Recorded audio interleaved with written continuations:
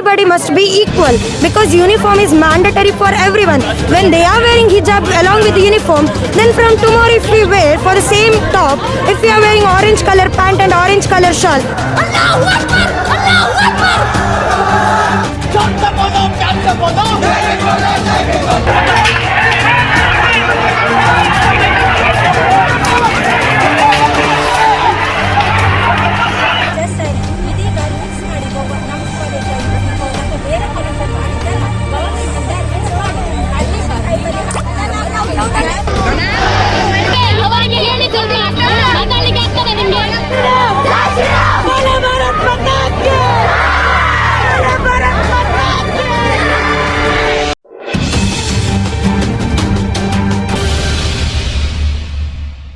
दोस्तों, हिंदू धर्म ने हमेशा से अपने धर्म के अंदर में कई बदलाव किए हैं, परंपराओं में बदलाव किए हैं और संस्कृति में भी बदलाव करने की काफी कोशिश करी है।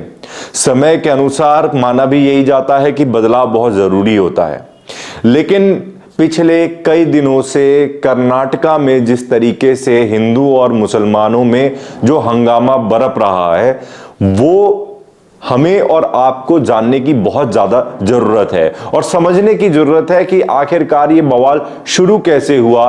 इस बवाल में आखिरकार हिजाब को इतना बड़ा रंग क्यों दिया गया है और जो लोग ये कह रहे हैं कि हिंदू जो है वहां पर सरकार के अंदर गुंडई कर रहे हैं, उन लोगों को भी जवाब देना बहुत जरूरी हो जाता है। साथ ही मेरे चैनल पे मैं हमेशा कहता हूं कि अगर आप नए हैं तो आप इस चैनल को सब्सक्राइब जरूर करें, क्योंकि हम भारत के जमीनी मुद्दों से संबंधित निष्पक्ष होकर आपसे यहां पर बात करते हैं और हर वो मुद्दे उठाते हैं जो भारत के लिए बेहद जरूरी हो जाता है। तो चलिए शुरू करते हैं इन्हीं मुद्दों के साथ, जहां पर आज हो रहा है सैफरॉन शॉल वर्सेस हिजाब। सब्सक्राइब बटन दबाएं, लाल वाली घंटी दबाएं और फिर वीडियो को देखना शुरू करें। नमस्कार, मैं विक्रांत सिंह स्वागत करता हूं आप सभी का द रोस्टेड जर्नलिस्ट में। पिछले कई दिनों से कर्नाटक राज्य की जो आग है, अब वो धीरे धीरे कई राज्यों में फैलती हुई जा रही है। अब ये आग क्या है और कैसे लगी, इस बारे में थोड़ा सा चर्चा कर लेते हैं। दोस्तों, हिजाब को लेकर पिछले कई दिनों से कर्नाटक राज्य में एक अलग सी मशालें जल चुकी हैं। तो हिजाब क्या है? हिजाब है एक ऐसा कपड़ा जिससे सिर को ढका जाता है, बालों को ढका जाता है। हिंदू धर्म में इसको हम चुन्नी या दुपट्टा भी बोलते हैं, जिससे महिलाएं अक्सर अपना सर ढकती हैं। ये एक आरोप कुछ छात्राओं ने लगाया था जो कर्नाटका के एक गवर्नमेंट कॉलेज में पढ़ती हैं कि उनको हिजाब पहनकर कक्षाओं में बैठने नहीं दिया जा रहा है। हालांकि स्कूल प्रशासन का कहना है कि स्कूल ने एक यूनिफॉर्म कोड बनाया हुआ है, जिसके तहत सारे बच्चों को, चाहे वो किसी भी धर्म से आते हो, उनको पालन करने के लिए कहा गया है। लेकिन ये बच्चियां जो है उस यूनिफॉर्म कोड का पालन नहीं कर रही हैं और हिजाब पहनने की जिद करे बैठी हैं। लड़कियों ने कहा कि जो उनकी सीनियर्स हैं वो वहां पर हिजाब पहनकर आती थी या वो वहां पर हिजाब पहनकर बैठती थी, इस वजह से अब हम भी चाहते हैं कि वहां पर हिजाब पहनकर बैठा जाए। हालांकि इस जो तथाकथित बयान है, इस पर अभी जांच चल रही है। इस पर कितनी सच्चाई है कितनी नहीं, ये तो आगे जानने में पता लगेगी। लेकिन बड़ी बात यह है कि स्कूल के अंदर में यूनिफॉर्म कोड अगर है तो हिजाब पहनने की इजाजत आखिरकार क्यों दी जाए। दूसरी बात वहां पर आ जाती है हिंदुओं के ऊपर, जहां पर हिंदू सैफरॉन शॉल पहनकर वहां पर लड़के जो हैं जय श्री राम के नारे लगाते हुए स्कूल के अंदर दाखिल हो रहे हैं और वहां पर भी स्कूल प्रशासन ने उनको सैफरॉन शॉल पहनकर आने से मना कर दिया गया। देखिए, बहुत सीधी सी बात है, स्कूल में आपके भी बच्चे पढ़ते हैं, हमारे भी बच्चे पढ़ते हैं, हम भी पढ़ चुके हैं, लेकिन स्कूल में हम सब जानते हैं कि एक ड्रेस कोड होता है। ये कोई आश्रम या मदरसा नहीं है जहां पर आप कुछ भी पहनकर चले जाइए और वहां पर आपको आने दिया जाएगा। स्कूल के अंदर में एक ड्रेस कोड होता है, वो बकायदा कागजों पे होता है और एडमिशन के तहत जब आप जाते हैं एडमिशन लेने स्कूल में, तो वहां पर बकायदा बताया जाता है कि ये आपके स्कूल की यूनिफॉर्म होगी। तो आखिरकार ये बदलाव क्यों चाहिए? आपको अगर याद होगा, पीएफआई पीएफआई है पॉपुलर फ्रंट ऑफ इंडिया, जिसको भारत सरकार कुछ असंवैधानिक गतिविधियों के तहत बैन करने की सोच रही है और उस प्रोसेस में है कि उसको बैन कर दिया जाए। ये वो मुस्लिम संगठन है जो असंवैधानिक गतिविधियों में शामिल होता है और कई राज्यों से इनकी रिपोर्ट भी आ चुकी है, जहां पर यह बताया जाता है कि इस संगठन के जो सोच है, विचार है, वो सही नहीं है, जिसके तहत भारत सरकार इनके ऊपर बैन लगाने का प्रयास कर रही है। लेकिन अगर मैं बात करता हूं यहीं पर कैंपस फ्रंट ऑफ इंडिया की, जो कि पॉपुलर फ्रंट ऑफ इंडिया का एक विंग है, जैसे कि आपको मैं बता दूं कि कांग्रेस पार्टी का एनएसयूआई है जो स्टूडेंट विंग है, ऐसे ही जो भाजपा है उनका एबीवीपी है जो स्टूडेंट विंग है, ऐसे ही पॉपुलर फ्रंट ऑफ इंडिया का एक स्टूडेंट विंग है आपका कैंपस फ्रंट ऑफ इंडिया। बताया जाता है कि कैंपस फ्रंट ऑफ इंडिया के ही छात्र हैं जिन्होंने ये हंगामा शुरू किया और हिजाब को लेकर एक जिद बनाई कि हमें हिजाब पहनकर कक्षा में बैठना ही है। हालांकि कॉलेज प्रशासन ने, स्कूल प्रशासन ने इसका विरोध करते हुए ये साफ इनकार कर दिया कि स्कूल के ड्रेस कोड के अलावा आप कुछ और पहनकर नहीं जा सकते हैं। लेकिन आपको मैं बता दूं, ये आग धीरे धीरे कर्नाटक के कई कॉलेजेस में फैल गई। कई जगह की छात्राएं जो हैं वो बाहर निकल कर आई। माना यह भी जाता है कि ये सारी छात्राएं कैंपस फ्रंट ऑफ इंडिया इनसे जुड़ी हुई हैं और ये इनको एक राजनीतिक हवा देने की कोशिश कर रही हैं, जिसकी वजह से कई राज्यों के जो चुनाव हैं उन पर यह इंपैक्ट भी आ सकता है। क्योंकि सीधी बात है, हिंदू मुस्लिम को देखा जाता है देश में और सबसे बड़ा तबका जो है इनके बीच अगर कुछ भी होता है तो कई पार्टियों को इस पे फायदा मिलता ही है। लेकिन वो कहते हैं ना कि कोई भी हंगामा बिना राजनीतिक हलचल के और बिना राजनेताओं के अगर पूरा हो जाए तो वो होता नहीं है। तो राजनेताओं का आना बहुत जरूरी है। इसीलिए विपक्ष के जितने भी नेता हैं उन्होंने अब एजुकेशन मिनिस्टर को, यानी कि धर्मेंद्र प्रधान जी को, उन्होंने चिट्ठी लिखकर यह कहा है कि हिजाब जो है वो उनका कॉन्स्टिट्यूशन राइट है और उनको पहनकर आने की अनुमति दी जाए। हालांकि कॉन्स्टिट्यूशन राइट में कहीं पर भी ये नहीं लिखा है कि स्कूल के अंदर में अगर यूनिफॉर्म आपको दी गई है तो उस यूनिफॉर्म को ना पहनकर आप हिजाब पहनकर वहां पर आए। लेकिन स्कूल के अंदर सोचिए, आपकी अगर महिलाएं घूंघट करके आने लगे या बच्चे घूंघट करके आने लगे तो क्या स्कूल में पढ़ाई होगी या ड्रामा होगा, क्या होगा?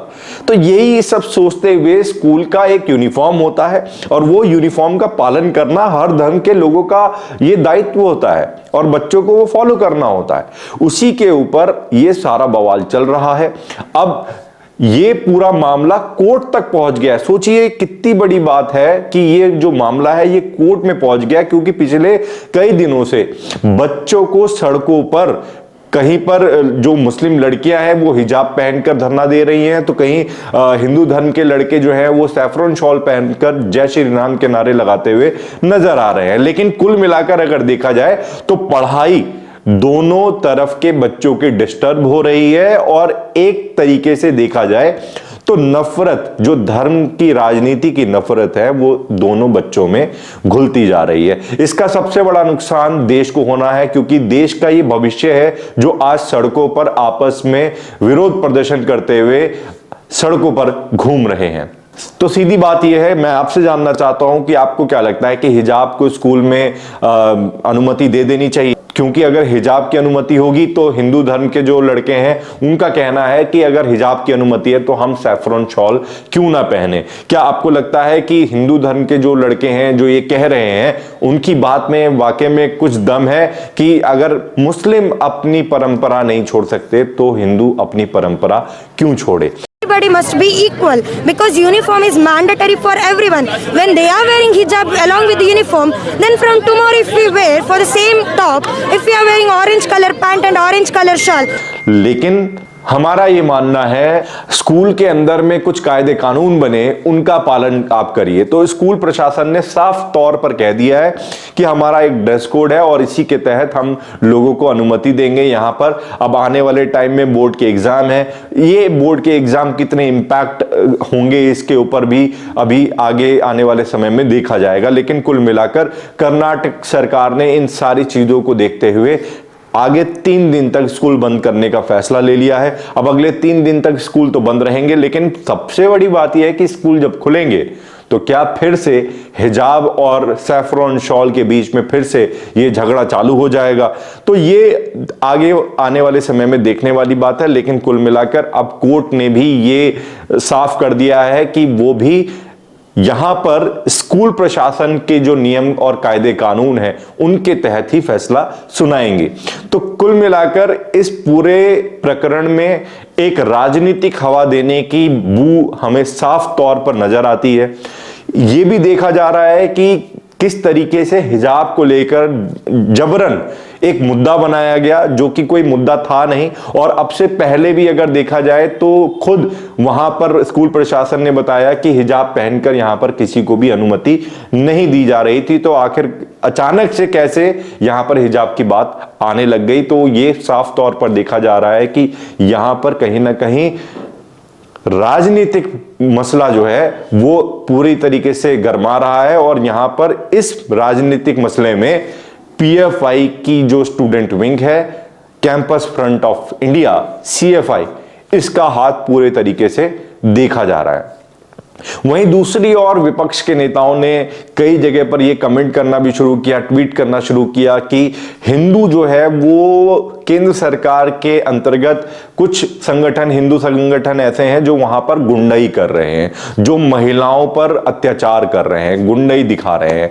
और कई लोगों ने तो कुछ महिलाओं को शेरनी और ये सब कहना शुरू कर दिया। देखिए, कुछ लड़के अगर एक लड़की को तंग करेंगे तो वाकई में वो गलत है और हम ऐसी चीजों का, ऐसी गतिविधियों का कभी भी समर्थन नहीं करते। लेकिन समझने वाली भी बात है कि अगर एक धर्म अपने परंपराओं को आगे ले जाने के लिए, अपनी बेवजह की संस्कृति को आगे ले जाने के लिए आगे आ रहा है, तो दूसरा धर्म पीछे क्यों हटेगा? ये सोचने वाली बात है। और भारत में हिंदू और मुसलमान का एक बड़ा इतिहास रहा है। इसके ऊपर भी अगर आप गौर करेंगे तो कहीं ना कहीं ये लड़ाई एक तरीके से इज्जत की भी देखी जा रही है कि अगर मुस्लिम अपना हक लेना चाहते हैं तो हिंदू अपना हक क्यों नहीं ले सकते। ये लड़ाई इस चीज की भी है। लेकिन यहां पर सीधा सीधा जो निशाना लगाया गया है वो हिंदू संगठनों को लगाया गया कि हिंदू संगठन गुंडाई कर रहे हैं। लेकिन उन्होंने ये मसला नहीं देखा कि ये मसला कहां से शुरू हुआ, कहां से आया, क्यों आया और पहले क्यों नहीं आया और अचानक से एकदम से क्यों आ गया।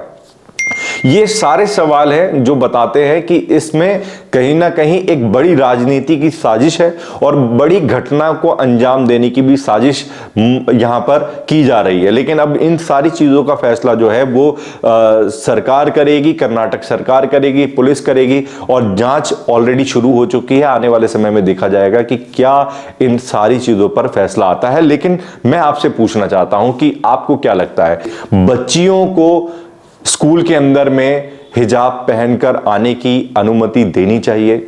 और अगर बच्चियों को हिजाब पहनकर आने की अनुमति देनी चाहिए तो क्या हिंदू लड़कों को सैफरॉन शॉल पहनकर आने की भी अनुमति मिलनी चाहिए? ये बड़ा सवाल है। आप अपने विचार कमेंट बॉक्स में हमें रख सकते हैं। और जैसा कि मैं हमेशा अपने दोस्तों से कहता रहता हूं कि मेरे चैनल को सब्सक्राइब जरूर करें, क्योंकि आपका एक सब्सक्राइब जो है वो हमें हिम्मत देता है कि हम इसी तरीके से जो मुद्दे हैं उनको सामने लाकर रख सकें, निष्पक्ष होकर रख सकें। और सबसे बड़ी बात यह है कि हम हमेशा से चाहते हैं कि भारत जो है वो उज्जवल बने, शिक्षा के मुद्दे पर बात हो, धर्म और जाति के मुद्दे पर बात ना हो। लेकिन कई बार कुछ ऐसे प्रकरण हो जाते हैं जहां पर हमें धर्म और जाति के बारे में बात करनी पड़ जाती है। लेकिन जैसा मैं आज भी कह रहा हूं और मैं पहले भी कहता था और मैं आगे भी कहता रहूंगा कि हमारे लिए शिक्षा जरूरी है। और हम कहते हैं कि हिजाब हो या सैफरॉन शॉल, किसी को भी अनुमति नहीं मिलनी चाहिए। हमारा देश एक कायदे कानून से चलता है। हमारे देश के स्कूल आज से नहीं कई पीढ़ियों से चलते हुए आ रहे हैं और वहां पर हमेशा से एक ड्रेस कोड बनाया जाता है, एक नियम कायदे कानून बनाए जाते हैं। हमने भी स्कूल में पढ़ाई करी है और हमने भी उन नियम और कायदे कानूनों को बहुत अच्छे तरीके से फॉलो किया है। तो आपका क्या सोचना है, आपके क्या विचार है, आप हमारे साथ कमेंट बॉक्स में रख सकते हैं। और ऐसे ही तमाम मुद्दों के साथ में आप हमारे साथ जुड़े रहें और देखते रहें द रोस्टेड जर्नलिस्ट। नमस्कार।